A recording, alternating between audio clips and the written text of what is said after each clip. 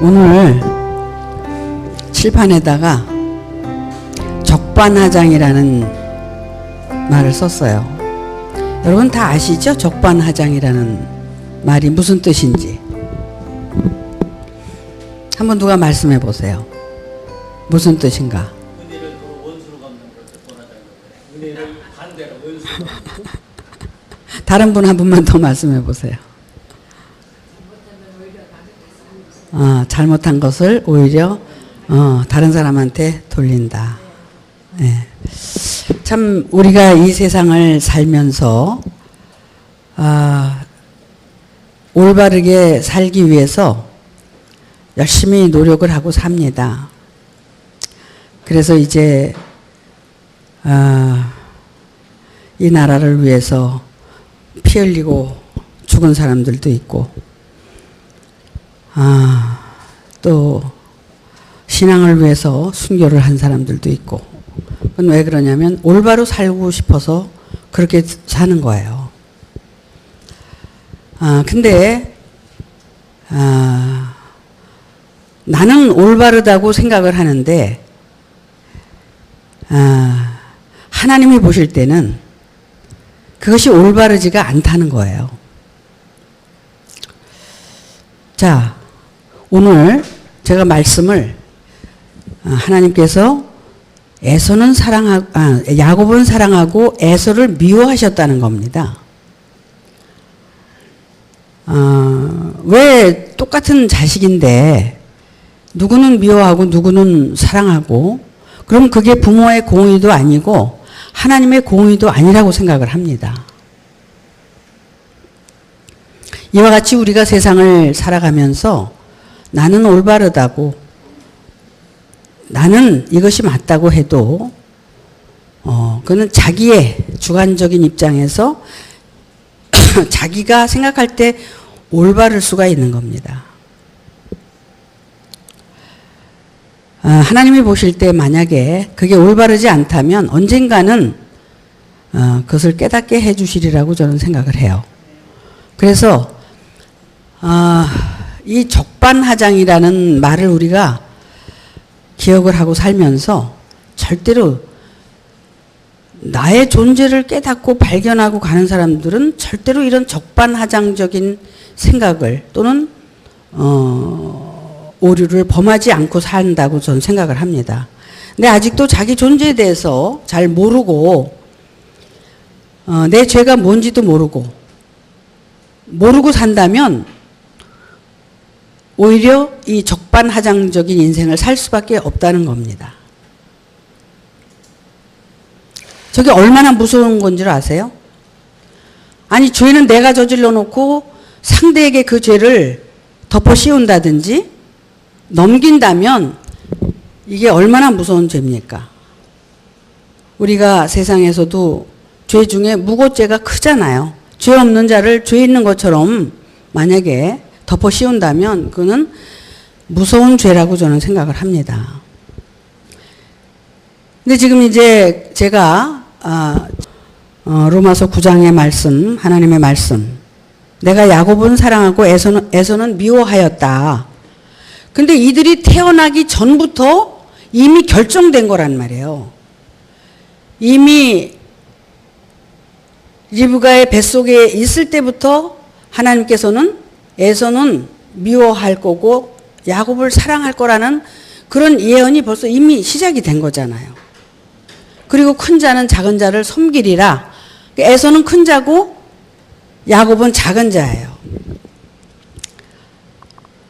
물론 우리가 외적으로 보면 이렇게 한 아버지 자식인데 두 아들이 있었고 하나는 미움을 받았고 하나는 사랑을 받았다, 이렇게 이해할 수 있지만 지난번에도 말씀을 드린 것처럼 아브라함이 믿음의 조상으로 출발을 해서 아브라함은 이삭의 상태로 거듭나서 또다시 야곱의 상태로 거듭나야 하는 과정을 얘기하고 있다는 거예요. 그래서 우리가 하나님의 말씀을 통해서 이삭과 같이 나음을 입었다면 그 사람이 또다시 나음을 받는데 그것은 반드시 에서와 같은 존재가 돼서는 안 된다는 겁니다. 이걸 지금 말씀하고 있는 거예요. 너희는 에서와 같은 존재가 되면 안 된다. 왜? 하나님으로부터 너는 미움을 받고 저주를 받을 수밖에 없기 때문에 그렇다. 그래서 야곱과 같은 그런 신앙을 너희들은 해야 된다고 지금 말씀하고 있다는 겁니다. 사도 바울이 이 말씀을 기록할 때 사도 바울에 대해서 생각을 해봤어요. 사도 바울이 예수님이 계실 당시에 계셨어요? 안 계셨어요? 사도 바울은 예수님을 보지도 못한 사람이에요. 그런데 다메섹 도상에서 예수의 음성을 듣고 그가 깨닫고 예수 그리스도에 대해서 증거를 했고 또 그로 말미암아 사도가 된 거예요. 그렇죠? 예수가 있었기 때문에가 아니라 예수가 없었어도 예수님의 말씀 때문에 그가 다메섹에서 그렇게 뒤집어진 거라는 겁니다. 이해를 잘 하셔야 돼요, 여러분. 그분이 이 글을 기록하신 거예요. 이스라엘인이 다 씨가 아니고 약속의 자녀, 하나님께서 약속한 자녀만이 그 씨라 칭함을 받는다. 그 씨가 어떤 씨냐면 이렇게 리브가에게서 난 에서와 야곱이 있는데 에서가 아니라 야곱을 통해서 약속의 자녀로 인정하신다는 겁니다. 여러분, 그래서 에서에 대해서 한번 생각을 많이 해봤어요. 에서는 지난번에도 말씀을 드렸지만 에서는 털옷을 입었어요. 그리고 에서는 사냥을 좋아했어요. 그리고 그가 뭐가 있었냐면 식탐이 있었어. 먹을 걸 좋아하고 그랬단 말이에요. 근데 이것을 어떻게 표현을 해야 하느냐면 예를 들어서 인간의 어떤 그 고정관념, 자기의 그 욕심 이런 것들을 다 가지고 있는 게 에서예요.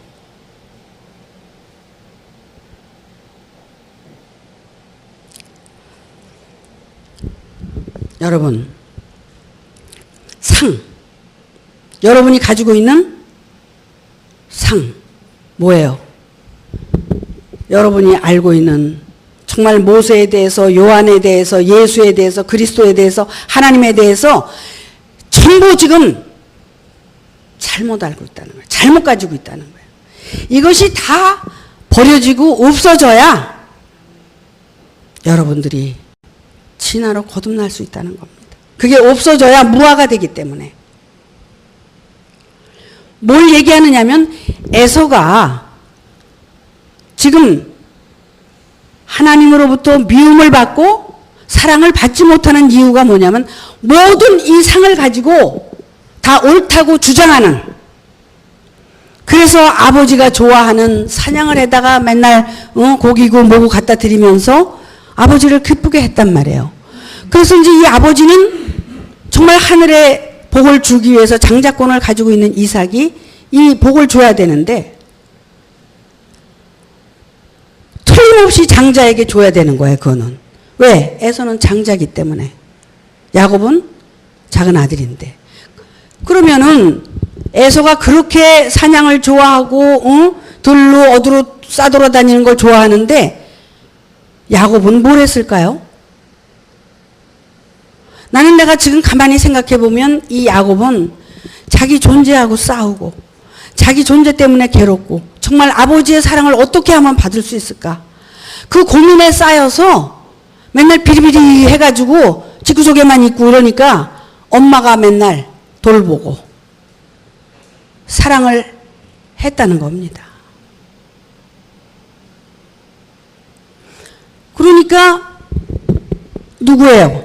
에서는 아버지를 기쁘게 하고 아버지만 즐겁게 하려고 뛰어다녔고 야곱은 본래부터 연약해가지고 엄마의 사랑을 받고 있었다는 거예요. 근데 여기서는 뭐 엄마고 아버지로 나타난 게 아니라 예를 들어서 이삭이 말씀의 씨를 가지고 있었다면 리브가는 그 씨를 받아서 자식을 낳은 존재인데 그것이 상징적이고 비유라는 거야. 그건 어떤 걸 얘기하느냐면 리브가가 성령의 도움을 받아서 성령의 돕는 배필로서 성령의 인도를 받고 살아가는 사람이라는 거예요.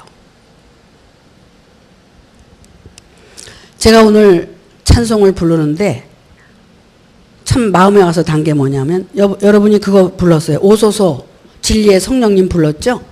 오소서 진리의 성령님. 그 진리의 성령이 올 때는 어떻게? 너희 마음을 흔든다는 거야. 너희 마음을 흔들어서 그 진리의 성령이 올 수 있도록 흔든다는 거는 뭐예요? 여러분들을 괴롭힌다는 거예요. 바람이 임의로 불매 어디서 오는지 알지 못하는데 그가 와서 나를 어떤 환경 속으로 끌고 가고 괴롭고 힘들게 끌고 가도 거기에서 내가 흔들리면서 내가 거기서 마음을 잡고 새롭게 변화를 받을 수 있는 그래서 진리의 성령이 오시게 하는 그런 전초적인 역사가 있다는 겁니다. 그래서 욕심과 탐욕과 이런 것들 거짓된 것들을 다 버리게 해서 거기에 오시겠다는 거예요. 여러분 그 찬양 부르셨잖아 조금 전에. 응? 그는 그런 자리에 오신다는 겁니다.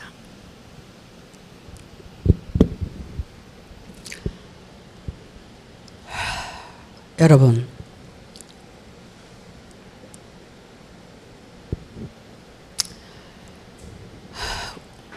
에서는 정말 아버지가 좋아하는 것을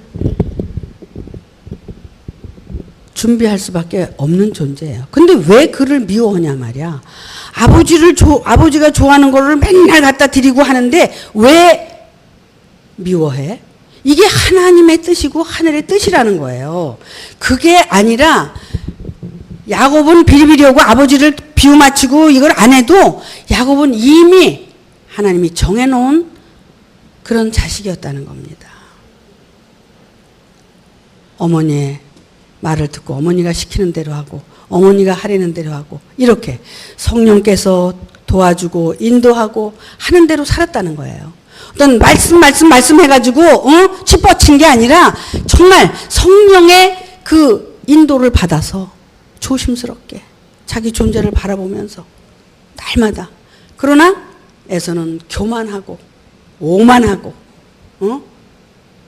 그랬기 때문에 나가서 장자권을 지금 받기 위해서 아버지한테 축복 기도를 받아야 되는데 나가서 짐승 잡아서 아버지 갖다 이제 비유 맞추려고 잡으러 갔다가 오니까 어떻게 됐어요?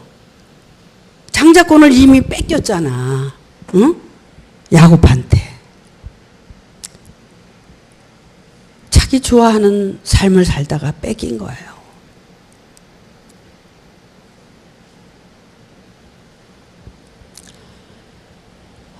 그는 왜 그랬느냐 하면 이삭이 나이가 많아서 늙어가지고 눈이 흐려졌어.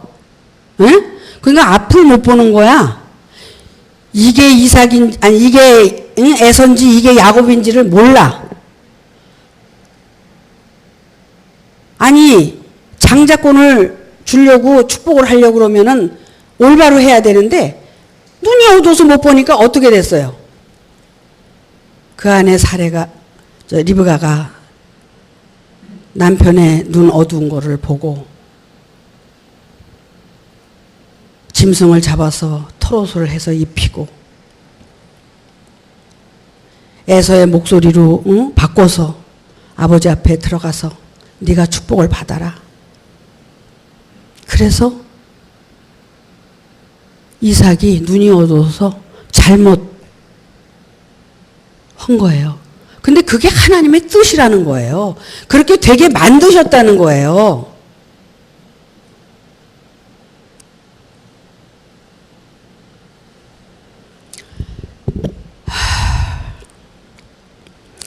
우리가 축복권은 아무나 받는 게 아닙니다.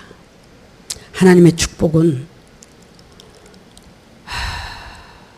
이렇게 성경에 다 나와 있어요. 어떻게 살 때 그 복을 받을 수 있다. 이건 대단한 거죠. 이 장자권이라는 거는 하늘의 축복을 받는 거거든요. 하늘의 복을 받는 거예요. 근데 이거를 그래 팥죽 한 그릇에 팔아먹어요? 배가 고프다고?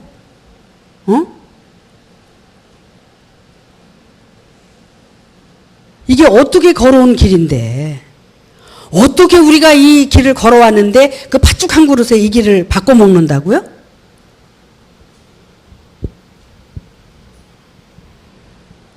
우리는 굶어 죽어도 이 길을 사수해야 되는 겁니다. 여러분, 내가 배가 고파서 먹을 게 없어서, 내가 걷지 못해서 할 수 없어서 그래도 이 길을 사수할 수 있는 사람이래야 야곱과 같은 신앙을 지킬 수 있다는 겁니다.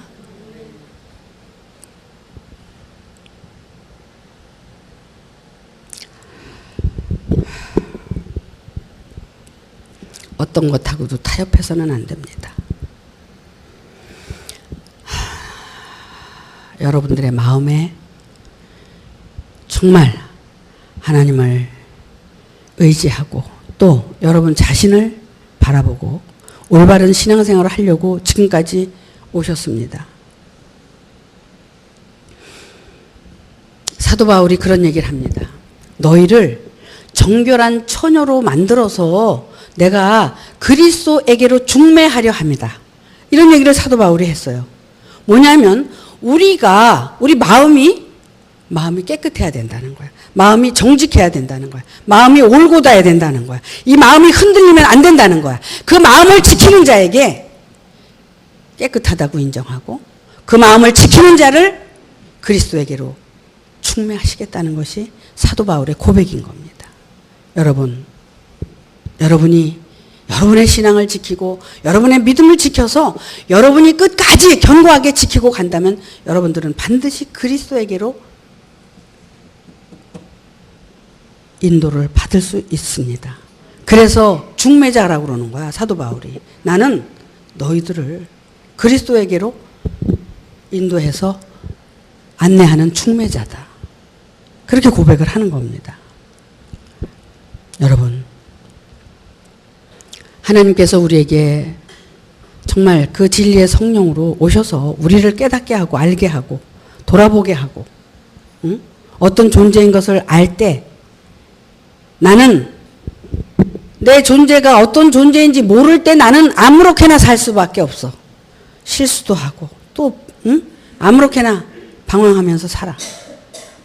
근데 내가 어떤 존재인지 자꾸 들여다보고 살 때는 말 한마디도 조심하게 되고 행동 하나도 조심하게 되고 그래서 두려움과 떨림으로 인생을 살아갈 때 그 안에 하나님이 운행하셔서 역사하시고 여러분을 돌보신다는 겁니다.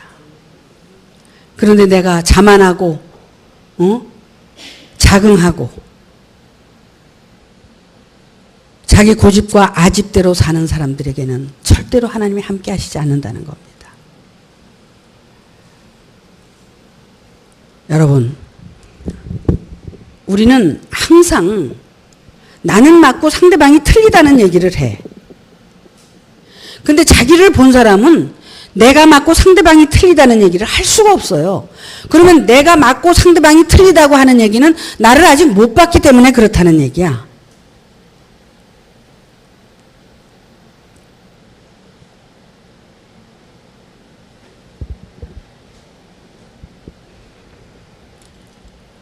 나를 보고 간다는 게 그렇게 쉬운 게 아니잖아요.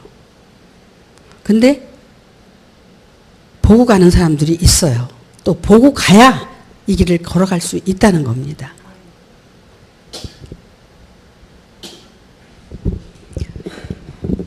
야곱처럼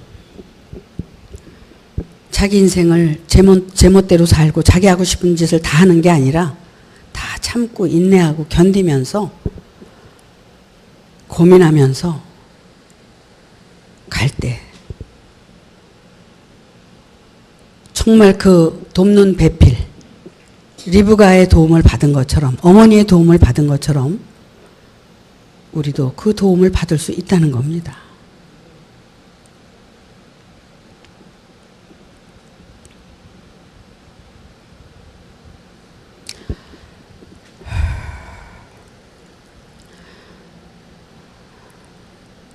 왜 하나님은 공의의 하나님이라고 그러셨는데 그러면 왜 자식을 둘을 낳고 하나는 사랑하고 하나는 미워했느냐? 그런 걸 얘기하는 게 아니라 이 에서는 육신에 속한 자야. 그리고 보면은 야곱은 영에 속한 자로 거듭나게 하시는 거야. 그러니까 우리가 처음에는 뭐예요? 육신에 속해서 내가 큰 자야, 큰 자. 그래서 내가 육신에 속한 존재 안에서 내가 하나님의 뭐 어떤 존재인 것처럼 생각하는 이것이 결국은 그것이 이제 자기의 어떤 고정관념이나 사고나 어떤 잘못된 의식이나 이런 것들이 다 이제는 무너지고 깨져야 된다는 거야. 그게 깨지지 않으면은 야곱과 같이 결국은 뭐예요? 자기 안에 있던 그런 모든 것들을 다 내려놓고 죽이고 부인하고 갈래니까 그렇게 힘든 것과 같이 그렇게 이제 영적인 정말 그분이 오시기를 바라고 기다리고 인내하고 참고 견디는 그런 신앙을 해야 된다는 겁니다.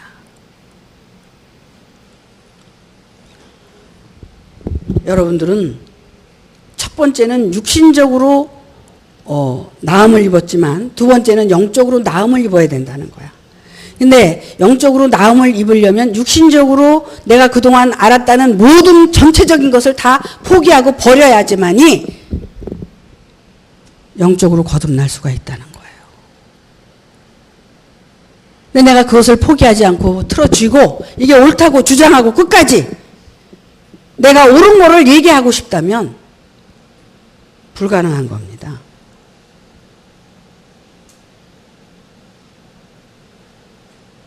버려야 살아요. 죽어야 살아요. 이 육신이 죽는 게 아니라 의식세계가 바뀌는 겁니다. 여러분의 의식세계가 바뀌는 거예요. 고정관념이 바뀌는 거예요.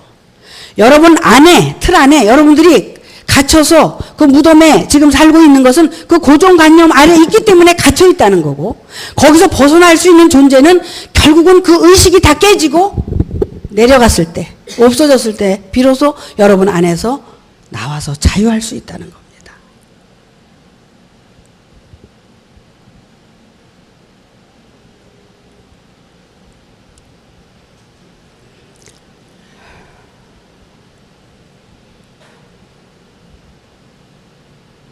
하나님이 누구를 사랑하고 누구를 미워한다는 것은 불공평한 거잖아요.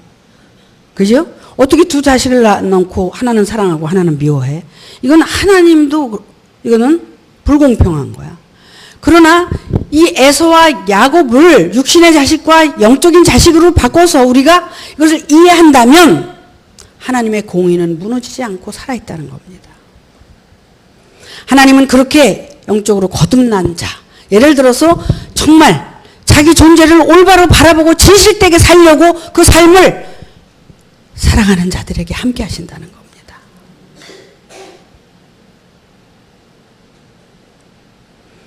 저렇게 적반하장처럼 내 죄를 다른 사람에게 다 덮어 씌우는 그런 삶은 절대로 하나님이 함께 할 수가 없다는 겁니다.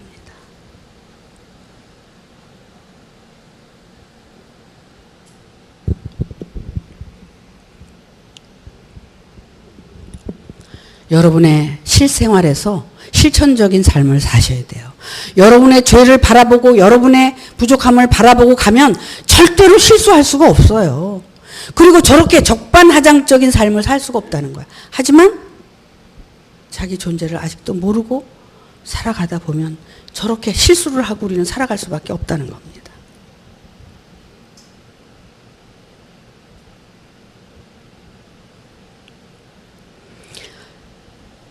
하나님은 살아계셔서 우리 인간의 삶을 지켜볼 뿐만 아니라 우리의 심령, 골수까지 쪼개서 보신다는 거예요. 여러분, 심령, 골수는 어디 있어요? 뼛속에 있죠? 뼛속에 있는 골수까지도 거기에 거짓되고 잘못된 그런 것들을 하나님은 다 끄집어내고 수술을 하신다는 겁니다. 에스겔서를 통해서 여러분 뭐라고 말씀하셨어요? 이 마른 뼈들아, 무덤들아, 이렇게 말씀하셨죠? 왜 뼈고 왜 무덤이에요? 지금 뭐예요? 하나님의 말씀에 귀 기울이지 않고 순종하지 않고 올바로 살지 않는 것 때문에, 자기를 모르고 살아가는 것 때문에 뼈라고 그랬고 무덤이라고 그랬고 이런 식으로 표현을 했다는 겁니다. 죽은 자다. 하나님의 영이 없는 자들을 다 죽은 자로 간주하고, 이 영이 올 때까지 영의 도움을 받아서 너희들이 결국은 살기를 원하신다는 겁니다.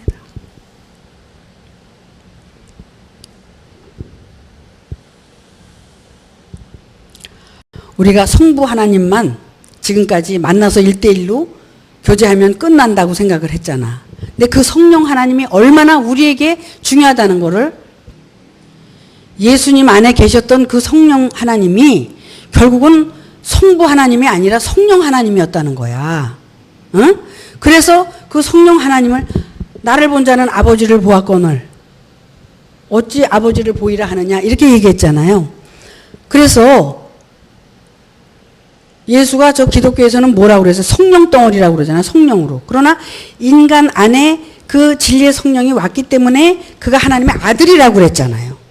그 성령이 오셨단 말이야. 그 성령 하나님이 오셨어. 그 성령 하나님이 성부 하나님을 알게 하시는 거야. 그 예수님이 십자가에 돌아가시면서 뭐라고 그랬어요? 성부 하나님을 부른 거야. 아버지요, 아버지요. 나를 여기서 살려달라고 애원을 한 거예요. 여러분, 우리가 지금까지 하나님은 다 추상적이었었어. 다 추상적이었었어. 근데 정말 예수가 모시고 살아오고 아버지라고 지칭했던 것이 결국은 진리의 성령이었다는 거야.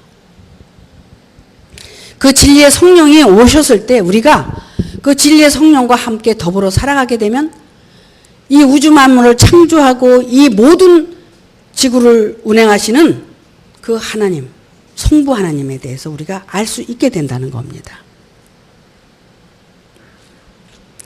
그런데 건너뛰고 살려고 그랬던 거지. 응? 무시하고 내 뜻대로 아무렇게나 살면서 그 하나님을 만나려고 그랬는데 그게 가능한 건가요? 불가능한 겁니다.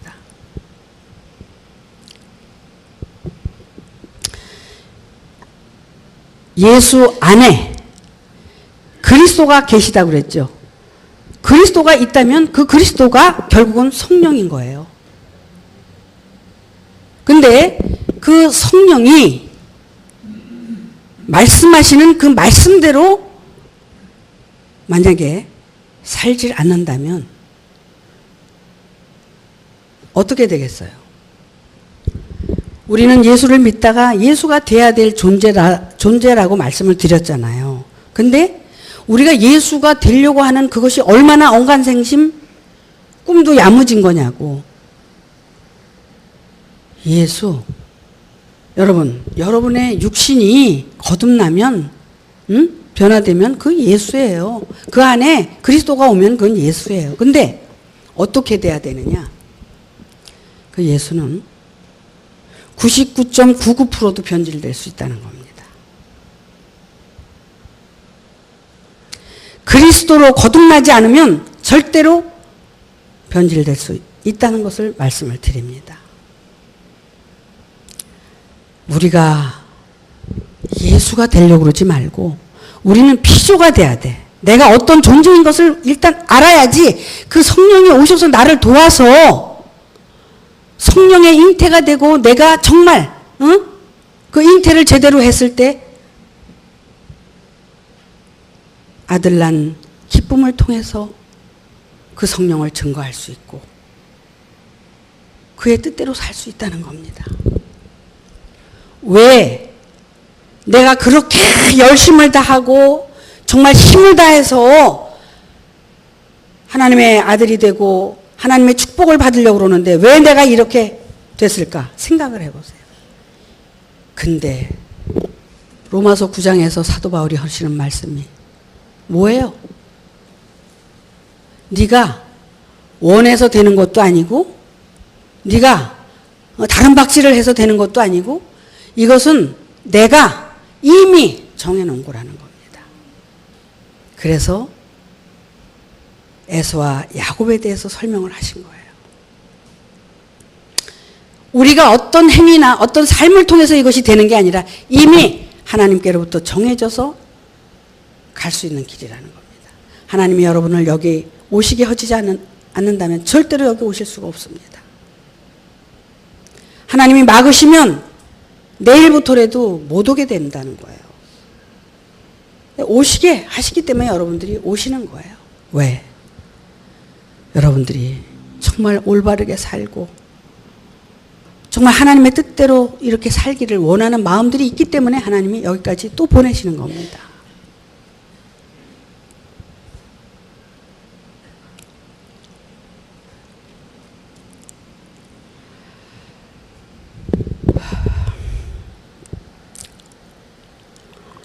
하나님의 생명은 영원하다고 그랬어요. 우리의 인간적인 생명은 단회적인 생명이에요. 늙으면 죽게 돼 있어요. 병들어서. 생로병사. 왜냐하면 태어났다는 그 원인이 있기 때문에 나는 반드시 결과로 태어난 원인으로 해서 나는 죽는다는 결과를 맞이하는 겁니다.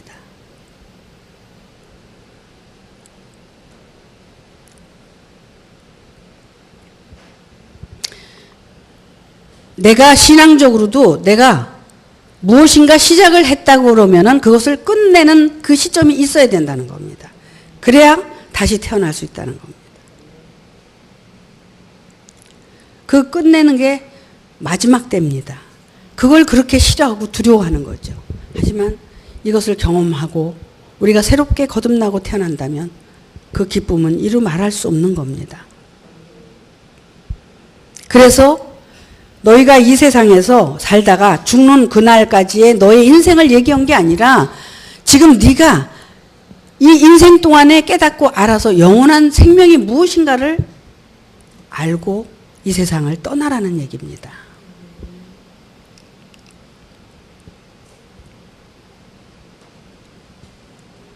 그것은 내 존재가 어떤 존재인 것을 올바르게 알 수 있다면 나는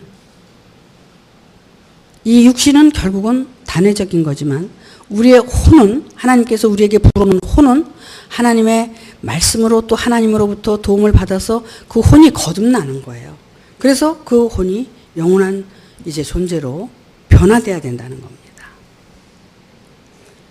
우리는 이 세상에 사는 이 인생이 전부가 아니라는 겁니다.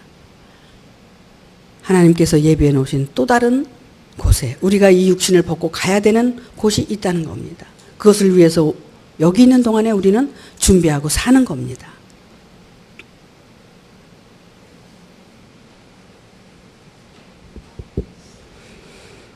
이것을 위해서 지금까지 달려오고 이 자리에 서 있는 겁니다. 저도.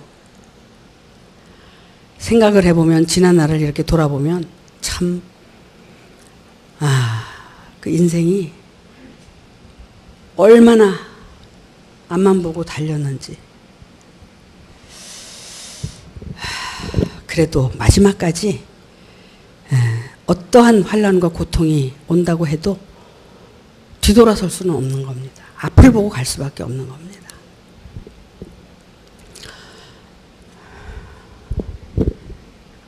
하나님께서 우리를 어떤 상황 속에서 연단을 시키시든 그 연단에서 우리는 훈련이 되고 훈련된 그런 삶을 여러분과 함께 공유하는 겁니다. 이 말씀을 가지고 우리가 이 신앙생활을 하는 것은 결국 나 자신에 대해서 알고 하나님에 대해서 알자는 거잖아요. 그런데 나를 모르고 하나님을 알 수가 없다는 거예요. 그래서 나를 알기를 원하는데 그 나를 알기 위해서 몸부림치는 그런 모습들을 우리가 함께 보면서 나도 그렇게 가야 되지 않느냐를 공감하면서 가는 길이 이 길이라는 겁니다. 그런데 그게 나 혼자 이래서도 안 되고 여러분 혼자 그래서도 안 되고 함께 공유를 해야 된다는 겁니다.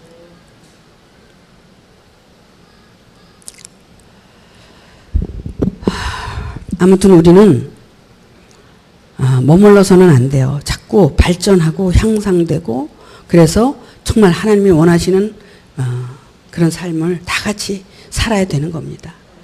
나는 너와 내가 다른 게 아니라 너와 내가 같다고 하는 그 마음이 하나가 돼야 된다는 겁니다. 그래야지 우리는 하나가 돼서 서로 사랑하고 이해하고 살아갈 수 있다는 거예요. 어쨌든 누가 특별하고 누가 부족한 게 아니라 서로가 서로를 이해할 수 있는 그런 삶이 된다면 우리는 이 자리가 천국이 될 수 있는 겁니다.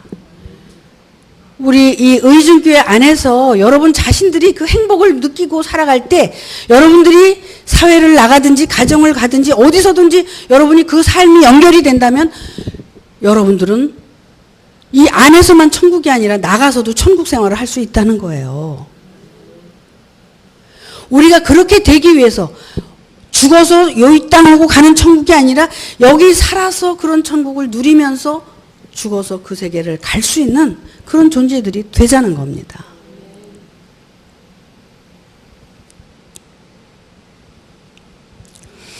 우리의 육신적인 삶은 좀 부족하면 어때요? 응? 뭐 누가 밥 3끼 먹고 살지 5끼 먹고 삽니까? 요새는 밥 3끼도 버거워. 2끼만 먹었으면 좋겠어. 뭐 먹고 사는 게 그렇게 대단해요? 더 많이 가지고 더 부를 축적하려니까 그게 피곤하고 힘든 거지. 내 밥그릇대로 내가 받아서 산다면 그는 그렇게 힘들고 피곤하지 않다고 생각을 합니다. 그래서 형편대로 우리는 주제 파악을 하면서 감사하면서 정말 형제들과 함께 서로 나누고 산다면 이것이 저는 행복이라고 생각을 합니다. 옛날에 제가 이 말씀을 깨닫고 이 길을 걸어가려고 할 때 저는 그랬어요. 언젠가는 우리가 이런 말도 사실 필요 없다. 뭐 이게 뭐 맞다 틀리다 뭐 얘기할 필요가 없이 이 마음으로 여러분들이 이것을 느끼고 깨닫는다면 우리는 눈빛만 봐도 느낄 수 있고 알 수 있는 그런 사람들이 모여서 사는 그런 곳이 될 수 있지 않겠느냐. 저는 그 희망을 가지고 여기까지 온 겁니다. 눈빛만 봐도 우리가 서로를 이해할 수 있는, 무슨 말이 필요해.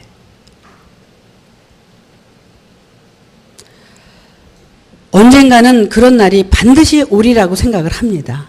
그래서 서로 사랑하고 이해하면서 못 도우면서 우리가 배려하면서 이렇게 사는 날이 오게 된다면 정말 저는 일생을 살면서 이 길을 걸어왔지만 후회 없는, 하나님 앞에 정말 부끄러움이 없이 부르실 때 제가 여기 있나이다 하고 갈 수 있는 그런 삶이 되지 않을까 이런 생각을 해봅니다. 그래서 있고 없고를 떠나서 뭐 하고 안 하고를 떠나서 우리가 이렇게 마음이 하나가 되는 그런 그 때를 바라보면서 날마다 여러분을 위해 기도하고 또 말씀을 전하고 또 여러분의 입장에서 내 입장에서 우리가 함께 이렇게 공유하는 그런 삶이 됐으면 하는 바람입니다. 세례 요한이 반모섬에서 그 예수를 만났을 때 예수가 그 요한이 생각했던 그 예수가 막 비몽사몽간에 나타났잖아요. 그때 무릎을 꿇었어요.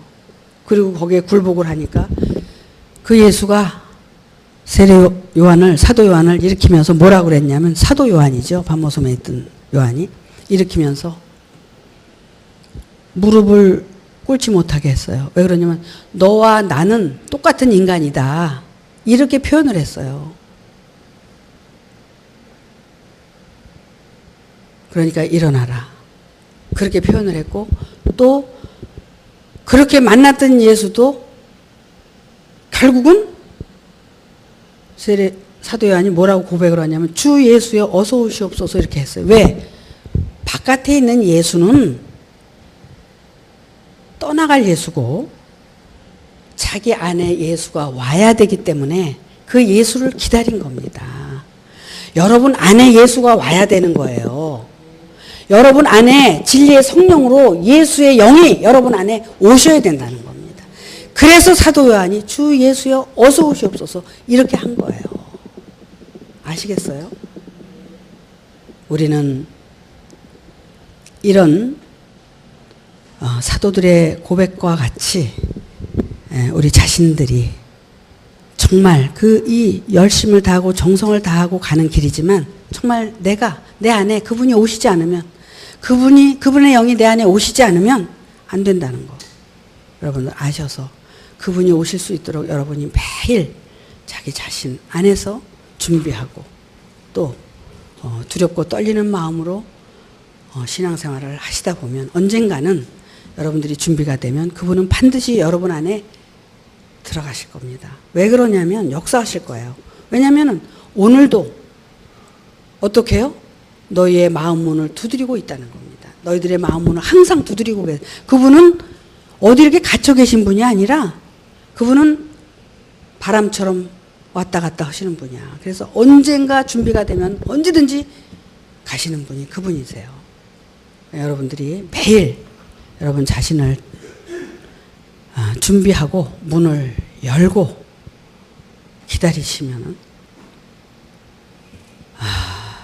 열 처녀의 피부와 같이 기름을 준비한 5 처녀와 같이 여러분들은 그 기름을 준비하고 있을 때 그분이 오셔서 여러분들을 영접하실 겁니다. 그때는 여러분의 인생을 사는 것 같지만 정말 그분을 위해서 살 수 있는 그 삶으로 여러분들이 거듭나게 되는 겁니다. 그렇다고 해서 여러분들이 죽어서 없어지는 게 아니라 여러분들은 그대로 있는 거예요. 그대로 있는 상태에서 여러분들의 삶이 바뀌어지는 겁니다.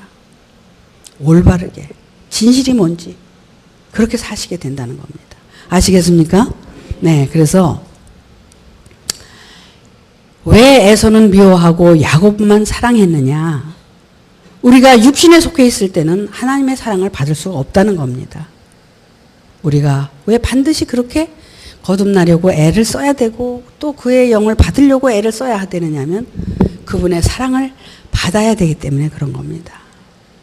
그래서 우리는 에서와 같은 신앙생활이 아니라 이제 그런 탈을 벗고 그런 어떤 욕심적이고 자기적이고 자기의 잘못된 그런 의식 속에서 살지 말고 이제는 모든 것을 내려놓고 야곱과 같은 그런 신앙생활을 해서 정말 하나님의 사랑을 받는 모든 여러분들이 되셨으면 하는 바람입니다.